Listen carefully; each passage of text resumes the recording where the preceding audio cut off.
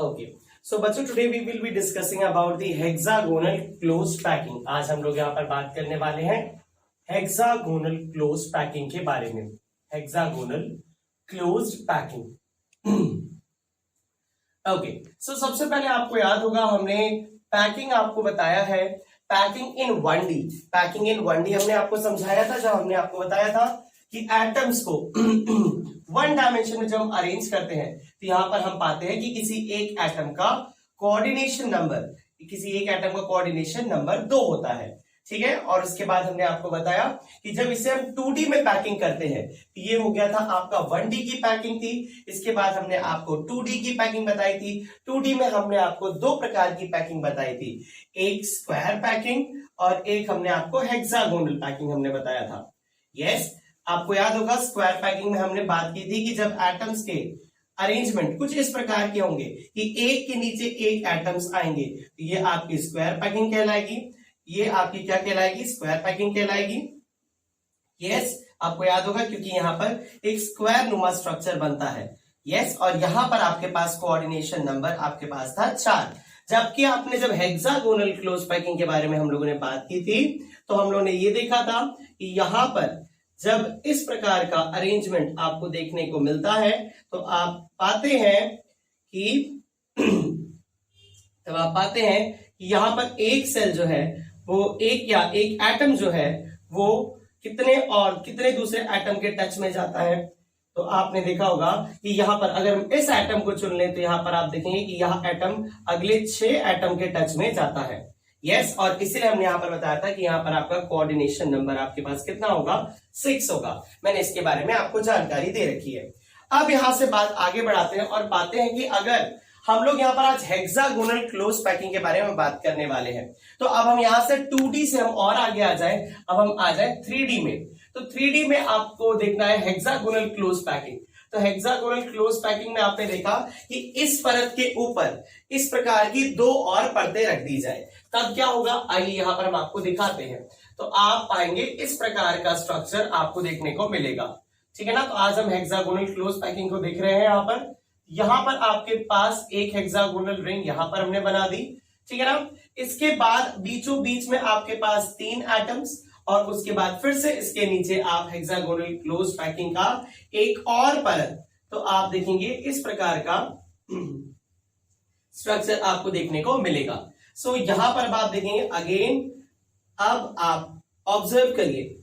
अच्छा, अब आपको याद होगा हम लोगों ने पढ़ा था रैंक। हमने यहां पर आपको क्या बताया था? रैंक क्या होता है? Number of atoms participating in any unit cells. तो आइए देखते हैं इसका रैंक कितना है। देखिए, अब आप पाएंगे कि यहां पर कितने एटम्स हैं, यहां पर इफेक्टिवली कितने एटम्स हैं। अगर हम यहां पर देखें तो इफेक्टिवली हमारे पास यहां पर 1 2 3 4 5 6 7 8 9 10 11 12 हमारे पास 12 कॉर्नर्स हैं। तो हमारे पास कितने कॉर्नर्स हैं? हमारे पास 12 और उस 12 कॉर्नर पर हमारे पास जो एटम का पार्टिसिपेशन है वो कितना है? जरा समझिएगा। इसमें आधा एटम बाहर है इस बोर्ड के और आधा एटम इस बोर्ड के अंदर है, और उस आधे का भी 1/3 पार्ट इसके अंदर लाई करेगा। क्योंकि आप देख सकते हैं यहां पर एंगल कितना है, वो है 120 डिग्री। तो आप देखेंगे यहां पर जो 120 डिग्री एंगल है तो इसका मतलब 1/3 किसका? 1/3 किसका? हाफ का। तो हाफ का 1/3 कितना हो गया? 1/6 हो गया। तो यहां पर कॉर्नर पर कितने हो गए? 1/6। अब आपने देखा कि यहां पर 2 फेसेस पर है। कौन से? ये मैंने शेडेड वाले जो मैंने बना दिए, ये 2 फेसेस पर है।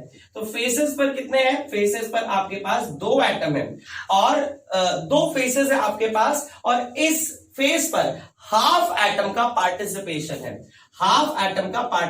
है। और आपके पास बॉडी में कितने एटम है? हमारे पास बॉडी में 3 एटम है। तो ऑल टोटल आपने देखा यहां पर 2 और यहां पर आपने देखा आपके पास 1 और यहां पर आपने देखा आपके पास 3। तो टोटल यहां पर रैंक आपके पास कितनी हो गई? 6 हो गई। इससे याद रखिएगा कि rank of hexagonal close close packing में आप देखेंगे कि यहां पर आपके पास रैंक कितना होगा, 6 होगा, क्योंकि अभी हम जब पैकिंग एफिशिएंसी निकालेंगे तो वहां पर इसका काफी रोल होगा। मैं इसको यहां पर साइड में लिख देता हूं कि हमारे पास रैंक कितना आया है, यहां पर हमारे पास आया है रैंक 6 आ गया है। एक चीज और मैं यहां पर आपको बताना चाहूंगा, चलिए जरा ऑब्जर्व करिए। अगर हम आपसे पूछे कि what is the coordination number, अगर हम यहां पर पूछे कि कोऑर्डिनेशन नंबर क्या होगा हेक्सागोनल क्लोज पैकिंग के दौरान, तो आप ऑब्जर्व करिए। अगर मैं इस शेडेड एटम को पकड़ता हूं, इस शेडेड एटम को मैं पकड़ता हूं, जरा ध्यान से देखिएगा, ये वो शेडेड एटम है जिसके चारों तरफ यहां पर आपके पास ये और एटम्स यहां पर आपको दिखाई दे रहे हैं, यहां पर आपको दिखाई दे रहे हैं, ये वाला शेडेड एटम। अब इसके ऊपर भी ऐसा स्ट्रक्चर होगा और इसके नीचे भी ऐसा ही स्ट्रक्चर होगा, तो मतलब इसके ऊपर एक ऐसी परत होगी और इसके ठीक नीचे भी एक ऐसी परत होगी। तो how many atoms are getting in touch with this atom, कितने एटम है जो इसके टच में आने वाले, चलिए गिनते हैं, 1 2 3 4 5 6 7 8 9 10 11 और 12। तो इस तरीके से हम इसका कोऑर्डिनेशन नंबर रखेंगे। हम इस एटम के लिए हम कोऑर्डिनेशन नंबर यहां पर क्या रखेंगे, हम रखेंगे 12, क्योंकि कितने एटम्स टच में आ रहे हैं, इस एटम के कितने एटम टच में आ रहे हैं, 12 atoms are getting in touch. तो हम यहां पर हमने इसका कोऑर्डिनेशन नंबर बता दिया 12। इसको भी हम यहां पर लिख लेते हैं, हमने यहां पर कोऑर्डिनेशन नंबर लिख लिया, वो हमने बता दिया 12। अब आइए देखते हैं जरा पैकिंग एफिशिएंसी की तरफ। अच्छा, पैकिंग एफिशिएंसी हमें कैलकुलेट करना है इसी स्ट्रक्चर के लिए। तो पैकिंग एफिशिएंसी हमें कैसे निकालना होगा, पैकिंग एफिशिएंसी का फॉर्मूला क्या होगा, आइए इस चीज को ऑब्जर्व करते हैं। आई होप आप लोग को ये चीज समझ में आ गई होगी, मैं इसको मिटा देता हूं। चलिए, तो पैकिंग एफिशिएंसी अगर हमें निकालना है तो that shows packing efficiency is the volume occupied by atom, the volume occupied by atoms divided by volume of cell, जरा इस चीज को ऑब्जर्व करिएगा। या हम इसे सेल बोलकर या यूनिट सेल बोल देते हैं ताकि और स्पेसिफिक हो जाए, या हम हेक्सागोनल यूनिट सेल भी हम बोल सकते हैं, नॉट एन इशू। चलिए अब हम देखते हैं वॉल्यूम ऑक्यूपाइड बाय एटम्स। यहां पर हमने एटम्स को कैसे रिप्रेजेंट किया है, स्फीयर के फॉर्म में। तो अगर हम बोले कि वॉल्यूम ऑक्यूपाइड बाय एटम, तो वॉल्यूम ऑफ वन एटम जरा आप बताइए कितना हो जाएगा। अगर एटम को आप स्फीयर से कनेक्ट कर रहे हैं तो एक स्फीयर का वॉल्यूम क्या होता है, वेरी इजी, कितना होता है 4/3 pi r cube, 4/3 pi r cube. अच्छा, ये तो एक एटम का हो गया। अब हमने देखा यहां पर कितने एटम थे, आपको याद होगा अभी भी हमने आपको थोड़ी देर पहले यहां पर रैंक बताई थी, आपको कितनी बताई थी, वो हमने 6 बताई थी। तो अब आप बता दीजिए यहां पर आपके पास क्या आ जाएगा, volume of all atoms which are participating over here, तो वो आपके पास कितना हो गया 6 × 4/3 पाई आर क्यूब। सो ये हो गया 3 1 = 3, 3 2 = 6, तो यहां पर आपके पास आ गया 4 2 = 8 pi r cube. So I hope आपको सबसे पहले ये चीज आपको क्लियरली समझ में आ गई होगी। तो हमने सबसे पहले वॉल्यूम निकाल दिया है और हम इस वॉल्यूम ऑफ ऑल एटम्स को, इसको जरा हम डिब्बे में मार देते हैं क्योंकि इसका आगे इस्तेमाल होने वाला है। कहां पर पुट करेंगे, वॉल्यूम ऑक्यूपाइड बाय एटम्स। चलिए, वो तो आपने कैलकुलेट कर लिया, बट अभी यहां पर एक और मेजर टास्क है, वो क्या है, volume of this hexagonal unit cell. इस सेल का वॉल्यूम पता करना है। तो आइए देखते हैं volume of hexagonal unit cell. अगर ये क्यूबिक होता तो बहुत आसान हो जाता, आप क्या करते, ए क्यूब कर देते, बट यहां पर हेक्सागोनल है और इसीलिए यहां पर अब आपको दिमाग लगाना है। आइए इसको हम बहुत ही आसान तरीके से आपको यहां पर करके बताते हैं। इसको ऑब्जर्व करिए। सबसे पहले आप यहां पर देखेंगे, ये है आपका बेस, ये आपका बेस है, ये इसको मान लो या इसको मान लो, किसी एक को बेस मान लो। बेस इंटू हाइट क्या होगा, बेस इंटू हाइट, यही बेस इंटू हाइट ही आपका क्या होगा, यही आपका वॉल्यूम होगा। यस, अब आप देखिए बेस इंटू हाइट। अब देखिए बेस सबसे पहले हम निकाल लेते हैं, बेस अगर हम ऑब्जर्व करेंगे, सबसे पहले एक एक चीज को निकालते हैं ताकि आप कंफ्यूज ना हो। आइए हम इस रिंग को यहां पर बना लेते हैं। ये मैंने यहां पर हेक्सागोनल रिंग बना दी, ठीक है ना, और ये ओके, ये हमने यहां पर हेक्सागोनल रिंग बना दी। अब आप ऑब्जर्व करिए, अब आप ऑब्जर्व करिए जरा, यहां पर इस स्ट्रक्चर को आप ऑब्जर्व करिए, इस चीज को ऑब्जर्व करिएगा बेटा, ये टच में है पूरा का पूरा। यहां पर स्पेस मैंने हालांकि बनाया ताकि आपको क्लियरली दिखाई पड़े। ये भी 2r है बेटा, ये भी 2r है बेटा, ये भी 2r है बेटा। तो ये अगर तीनों लेंथ अगर बराबर हो तो वह कौन सा ट्रायंगल होता है, जल्दी बताइए? इक्विलेटरल ट्रायंगल होता है। कौन सा ट्रायंगल होता है? इक्विलेटरल ट्रायंगल होता है। तो इक्विलेटरल ट्रायंगल के लिए अब आप ऑब्जर्व करिएगा, equilateral triangle, area of equilateral triangle. Area of equilateral triangle क्या होता है भैया, जल्दी से बताएंगे? होता है √3/4 a स्क्वायर, ठीक है ना, √3/4 a स्क्वायर। अब आप ऑब्जर्व करिए, यहां पर a क्या होता है? a होता है साइड की, इस साइड की लेंथ होती है ना, इस चीज को समझिएगा। अब आइए, यहां पर कितने ऐसे ट्रायंगल हैं? अगर आप ट्रायंगल को अगर आपको गिनना है तो अब आप ऑब्जर्व करिएगा, यहां पर कितने ऐसे ट्रायंगल हैं। मैं यहां पर दूसरे कलर से बनाता हूं ताकि आप इसको देख सकें। यहां पर कितने ऐसे ट्रायंगल्स हैं, ध्यान से देखिएगा, 1 2 3 4 5 और 6। देखिए, 1 हो गया, 2 हो गया, 3 हो गया, 4 हो गया, 5 हो गया और ये 6 हो गया। तो आपके पास टोटल कितने हो गए? तो आपके पास बेस का एरिया कितना हो जाएगा, समझिए। अब हमें क्या करना पड़ेगा, इस टर्म को हमें 6 से मल्टीप्लाई करना होगा, 6 से हमें क्या करना होगा, मल्टीप्लाई करना होगा इनटू a स्क्वायर। चलिए, ये बातें आई होप आप लोगों को समझ में आ गई हो। अब आ जाइए, ये a नहीं है, ये a बराबर 2r है। a बराबर क्या है, ये 2r है। तो जरा इसकी जगह पर हम 2r पुट कर दें। तो बेटा अगर हम 2 का स्क्वायर करेंगे तो 2 का स्क्वायर हमें कितना मिल जाएगा, तो हमें 2 का स्क्वायर मिल जाएगा 4 और ये r स्क्वायर हो जाएगा। I hope it is clear. यहां से 4 से 4 ये कट जाएगा तो आपके पास क्या बचाएगा, 6 √3r स्क्वायर। आई होप आपको ये बात समझ में आ गई होगी कि हमने बेस का एरिया निकाल लिया है 6 √3r स्क्वायर। ठीक है, चलिए अब आगे बढ़ते हैं। अब हम यहां से आएंगे, अभी आपने बेस निकाल लिया, अब जरा हाइट निकाल लीजिए। क्या निकाल लीजिए, हाइट निकाल लीजिए। तो हाइट को पता करने के लिए थोड़ा सा दिमाग लगाना पड़ेगा। कैसे दिमाग लगाना पड़ेगा, let me tell you about one thing. चलिए, यहां से यहां तक का, मैं इस चीज को, इस फिगर को जरा ध्यान से देखिएगा, यहां से यहां तक की ऊंचाई को, यहां से यहां तक की ऊंचाई को मैं h/2 बोल देता हूं, क्योंकि आपका ये जो सेल है वो यहां से यहां तक है, पर ये जो ऊंचाई हो गई वो हो गई केवल h/2 हो गई। कितनी हो गई बेटा, h/2 हो गई। ये हो गई आपके पास h/2, ठीक है ना। अच्छा, आप देखेंगे क्योंकि ये दोनों एटम्स टच में रहते हैं, ये हाइट हो जाती है 2r, पर आपको ये वाली जो हाइट है, ये x आपको ये नहीं पता, ये x आपको नहीं पता। तो सबसे पहले हमें क्या करना पड़ेगा, इस x को पता करना होगा। और इस x को हमें कैसे पता करना होगा, आइए हम कंसिडर करते हैं इस केवल इतने से स्ट्रक्चर को। बहुत ध्यान से देखिएगा, सबसे पहले हमें इस स्ट्रक्चर को ध्यान देना होगा। आइए, अब आप देखिए, यहां पर जरा देखिएगा, हमने इन तीनों को उठा लिया, ठीक है ना। ये तीनों आपस में टच में है, मैं दूर दूर इसलिए बनाता हूं केवल ताकि फिगर साफ साफ दिखाई दे। अब आप देखेंगे, यहां से यहां तक की दूरी आपको निकालनी है। तो अगर आप ध्यान से समझेंगे तो इस चीज को देखिए, या सेंटर है और सेंटर से वहां तक की दूरी, सेंटर से इस एटम तक की दूरी, मतलब ये है x। अब आप ऑब्जर्व करिए, अगर मैं यहां से एक परपेंडिकुलर में ड्रॉ कर देता हूं, यहां से मैं अगर एक परपेंडिकुलर ड्रॉ कर देता हूं, तो ये दूरी कितनी है, ये दूरी है आपके पास r है, ये दूरी क्या है आपके पास r है। और यहां पर अगर मैंने परपेंडिकुलर ड्रॉ कर दिया तो ये हो गया 90 डिग्री, ये हो गया 90 डिग्री। अब अगर ये 90 डिग्री है तो यहां पर 90 डिग्री होने पर ये हो गया आपका हाइपोटेनियस, जहां पर फिलहाल r लिखा हुआ है।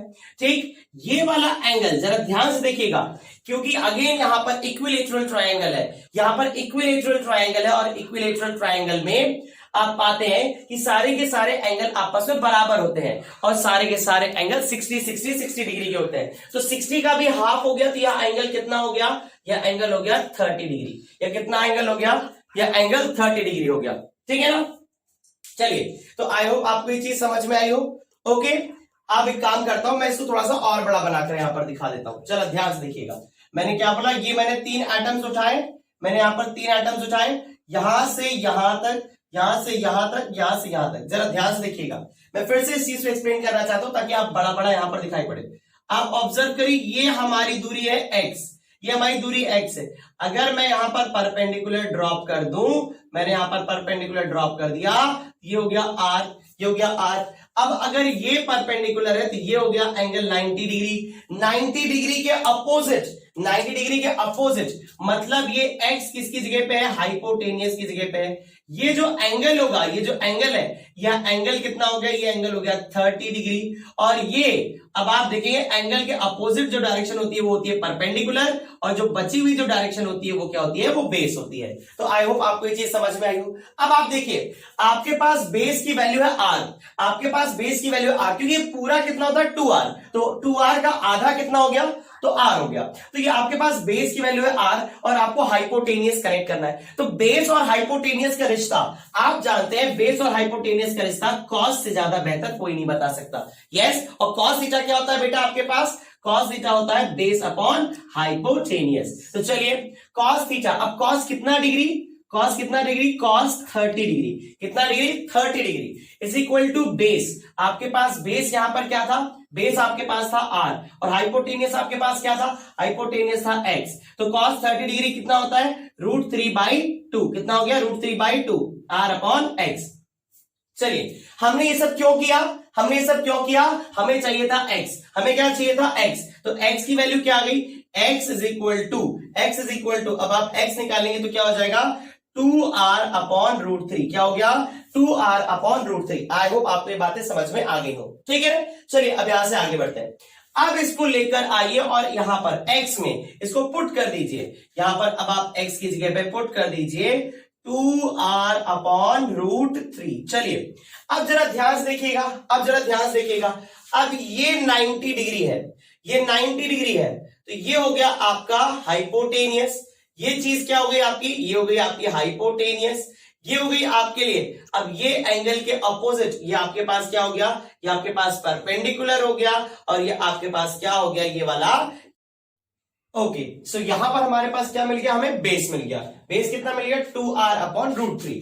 अब यहां पर हम क्या लगा देंगे, यूजिंग पाइथागोरस थ्योरम, तो हम यहां पर लगाएंगे यूजिंग पाइथागोरस थ्योरम। तो चलिए इस पर अब जरा हम पाइथागोरस थ्योरम लगा देते हैं, यहां पर दिमाग लगाइएगा। आपके लिए ये 90 डिग्री, उसके ऑपोजिट में हाइपोटेनियस, हाइपोटेनियस का स्क्वायर मतलब 2r का स्क्वायर, ये हो गया आपके पास 4r²।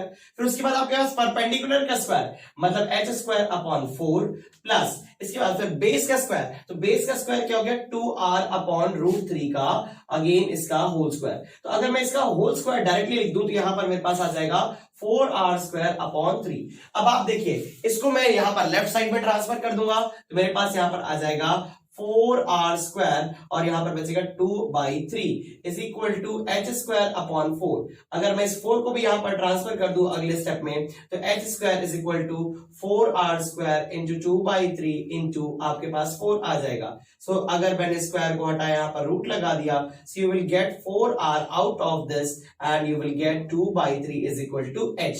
यहां पर मेरे पास ये h आ गया। सो आई होप आप लोगों को पूरा समझ में आया। तो आपके पास हम लोगों ने सबसे पहले क्या निकाल दिया था, हम लोगों ने सबसे पहले क्या निकाला, बेस निकाला। सो ये हमने बेस यहां पर निकाल दिया, बेस निकाल दिया, यहां पर मैंने हाइट निकाल दिया।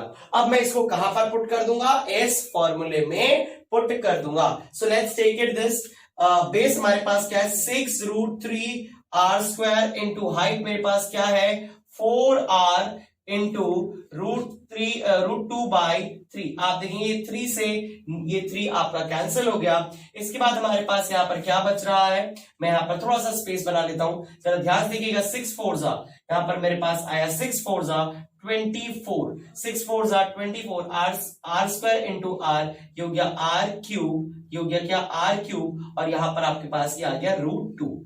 ये हो गया हमारे पास, ये हमारे पास ऑल टोटल क्या आ गया, volume of hexagonal unit cell. ये हमारे पास क्या आ गया, volume of hexagonal unit cell. मैं एक बार फिर से रिपीट कर दूं, बेस हमारे पास था 6√3r², हाइट हमारे पास था 4r, √2/3 मैंने इनको पुट किया, और पुट करने के बाद मैंने क्या निकाल लिया, मैंने निकाल लिया volume of hexagonal unit cell, जो कि मुझे मिला 24r³ अंडर √2। क्या आपको यहां तक बातें समझ में आ गई? अब इसके बाद बहुत आसान होने वाला है। क्यों? इसके बाद हम करेंगे पैकिंग एफिशिएंसी के डायरेक्ट फॉर्मूले में इस वैल्यू को पुट, और हमारे पास आंसर बहुत जल्द आपके सामने होगा। चलिए आइए देखते हैं। तो हमारे पास packing efficiency, volume occupied by atoms, तो यहां पर हमारे पास कितना है 8 pi r cube, 8 pi r cube था हमारे पास। और हमारे पास volume of hexagonal unit cell वो हमारे पास कितना आ गया 24 हमारे पास आर क्यूब और रूट 2। तो अब आप देखेंगे ये आर क्यूब से आर क्यूब उड़ गया और 8 1 जा 8, 8 3 जा 24, तो आपके पास कितना आ गया पाई अपॉन 3 रूट 2। यहां पर हमारे पास आएगा, ये जब आप इसे सॉल्व करेंगे तो आपको मिल जाएगा, ये आपके पास पैकिंग एफिशिएंसी में हमें यहां पर 100 का भी मल्टीप्लाई करना होगा, हमें यहां पर 100 का भी मल्टीप्लाई करना होगा, तो यहां पर ताकि हमें इसे परसेंटेज में हमें मिल सके।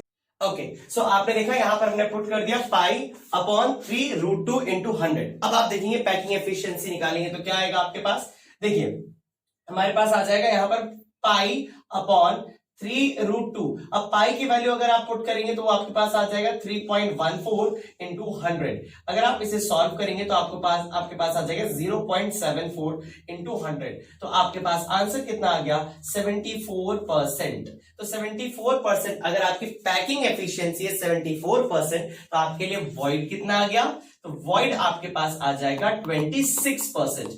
अब आप पूछेंगे वॉइड क्या है, जो हमारे बच्चे हैं वो पहले से जानते हैं, मैंने आप लोगों को पहले से भी ये बता रखा है कि वॉइड क्या होता है। Void is actually the interstitial space which is left between the atoms in a cubic unit cell. तो आपने देख लिया कि यहां पर आपके पास जो भी डिटेल्स हेक्सागोनल क्लोज पैकिंग के अकॉर्डिंग रिक्वायर्ड थी वो सारी चीजें मैंने आपको बता दी। ठीक है, आई होप आपको ये वीडियो पसंद आया होगा। अपना ख्याल रखिएगा, हम लोग फिर मिलेंगे अपने अगले वीडियो में, तब तक के लिए गुड बाय एवरीवन।